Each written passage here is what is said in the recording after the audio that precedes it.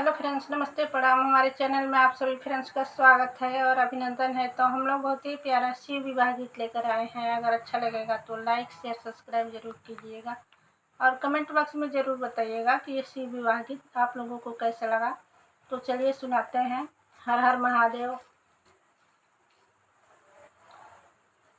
छोटी सी झोपड़िया में होवे ना गुजारा, छोटी सी झोपड़िया में होवे ना गुजारा।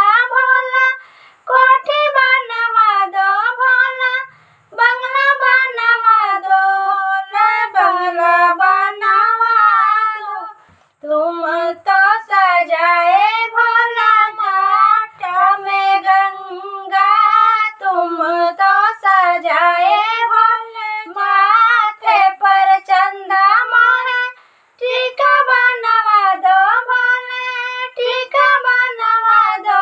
छोटी सी झोपड़िया में होवे ना गुजारा, छोटी सी झोपड़िया में होवे ना गुजारा। भोला कोठा बनवा दो, भोला कोठा बनवा। छोटी सी झोपड़िया में होवे ना गुजारा, छोटी सी झोपड़िया में होवे ना गुजारा।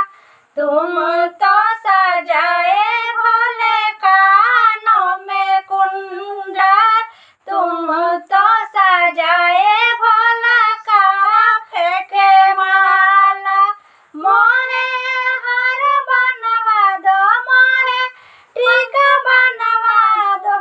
छोटी सी झोपड़िया में होवे ना गुजारा, छोटी सी झोपड़िया में होवे ना गुजारा।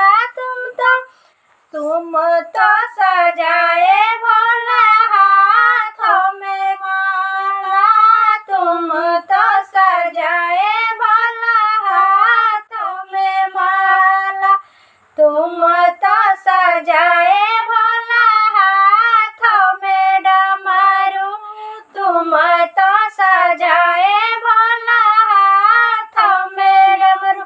मोहे चूड़ी बनवा दो, मोहे चूड़ी बनवा दो। छोटी सी झोपड़िया में होवे ना गुजारा, छोटी सी झोपड़िया में होवे ना गुजारा। भोला कोठा बनवा दो, भोला बंगला छावा दो, भोला कोठा बनवा दो। तुम तो सजाए भोला अंग में भभूति, तुम तो सजाए भोला अंग भभूति, तुम तो सजाए भोला अंग में बाबा, तुम तो सजाए भोला अंग में बामर।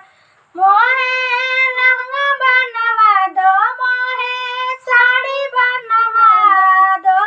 छोटी सी झोपड़िया में होवे ना गुजारा, छोटी सी झोपड़िया में होवे ना गुजारा। भोला कोठी बनवा दो, भोला बंगला बनवा दो। छोटी सी झोपड़िया